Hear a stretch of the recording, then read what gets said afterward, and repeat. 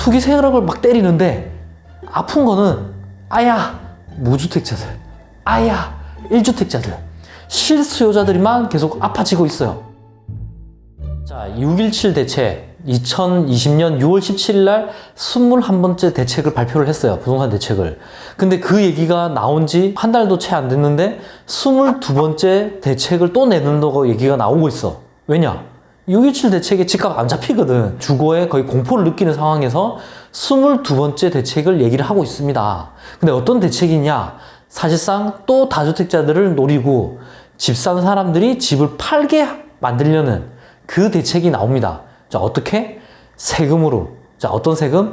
양도세 이미 거의 최대로 때렸지만 이거를 단기 보유에 대한 세금을 더 때린다거나 집만 가지고 있어도 숨만 쉬어도 집을 가지고 숨만 쉬어도 세금이 나오게 만든다는 거죠. 이미 재산세가 나오지만 이 재산세 가표 구간도 더 높이고 특히 다주택자들의 그 가표도 높이면서 종부세, 종합부동산세도 대폭적으로 더 올리겠다. 이게 정부의 살짝 언론에 흘리는 그 내용이라는 거죠. 자, 그러면 이러한 22번째 대책, 재산세, 종부세, 보유세를 때리는 그러한 세금 또 규제로 인해서 세금을 또 뜯어가는 이 정책으로 인해 또 어떤 영향을 미칠 것이냐. 자, 계속 투기 세력을 때리고 있습니다. 그런데 투기 세력을 막 때리는데 아픈 거는 아야 무주택자들, 아야 1주택자들, 실수요자들이만 계속 아파지고 있어요. 자, 이미 우리는 경험했잖아. 60%, 70% 대출이 된다고 해서 집을 샀는데 규제가 나와서 잔금 대출될 때는 40%밖에 안 된다더라. 그래서 국민청원을 넣고 있고 내가 열심히 살았고 이렇게 가점을 만들어서 특공에 당첨이 돼서 집 한 채 샀는데 이거 계약을 포기해란 거냐? 이제 재당첨 제한이 5년이 있는데 지금 상황에서는 더 이상 집을 못 사는 거냐? 이러한 실수요자들이 계속 피해를 입고 있습니다. 또 뭐냐? 내가 당장에 돈이 없어도 전세 레버리지, 그러니까 전세가가 높아서 그 차익만큼의 돈을 주고 내 집을 미리 마련할 수 있는 그 기회가 있었기 때문에 우리 같은 30대들, 그리고 이제 부모의 도움이 좀 없던 분들도 열심히 땀 흘려서 그 돈 번 걸로 이제 내 집 하나 마련이 가능했었습니다. 그런데 이번 6.17 규제 때 뭐가 나왔나요? 전세자금 대출을 바로 회수해버리겠다. 집을 사는 순간 투기과열지구 이상, 서울 다 투기과열지구 이상이고 경기도 웬만한 지역도 다 투기과열지구 이상인데 그 지역에 내가 집을 사게 되면 이제 전세 대출을 못 받게 한다. 이 말은 그냥 돈이 없으면 집 사지 마라.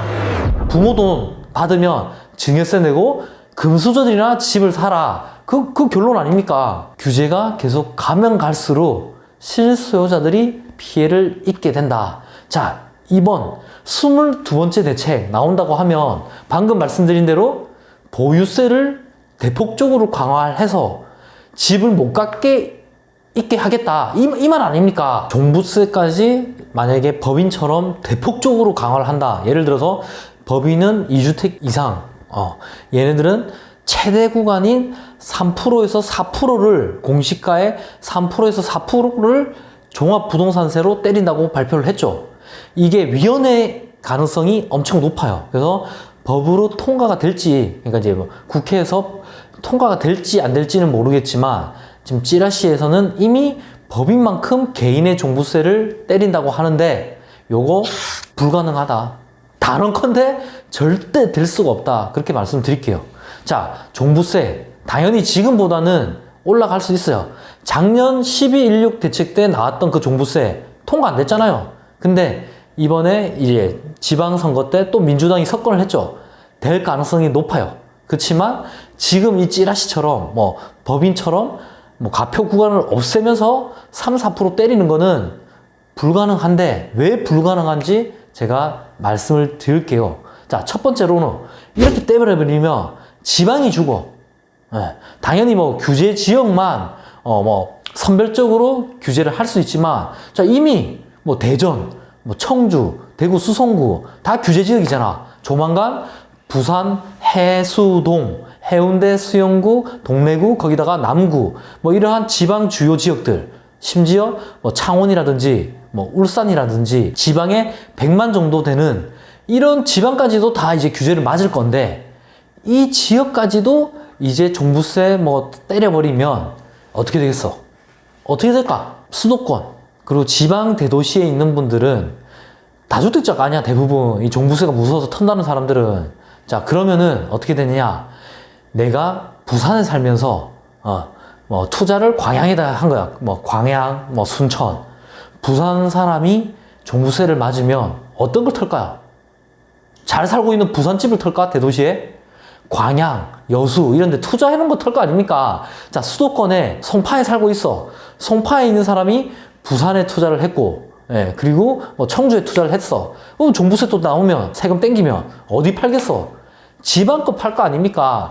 제일 안 오를 거, 싸다고 안 파는 게 아니라 들고 있을 때 합산이 됐을 때 제일 많이 안 올 것 같은 거, 이런 애들 팝니다. 자, 그러면 제일 먼저 내가 안 살지만 지방 소도시 또는 아니면 지방 뭐 대도시, 내가 가지고 있는 물건 중에서 제일 안 좋은 애를 팔 것이고, 지방에 있는 분조차도 내가 부산에 살면 뭐 경남, 전남, 뭐 지방 외곽 이런 중소도시에 있는 이런 물건을 털 겁니다. 자, 그러면 내가 투자를 안 했으면 내가 다주택자가 아니면 문제가 없느냐?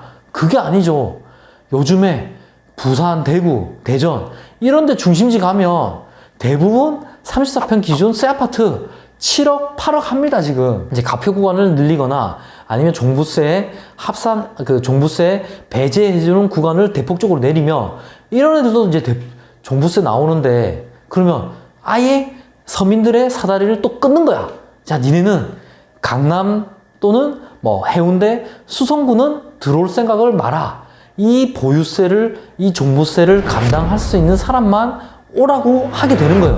그러니까 이 말은 계속적으로 계층 간에 이게 더 심해지고, 그리고 점점 지방에 있는 부동산, 지방의 아파트도 아닌 빌라, 주택, 다가구 이런 애들이 더 피해를 보게 된다니까. 그럼 이제 그런 집은 다 털고 살 생각도 안 하겠지, 이제는.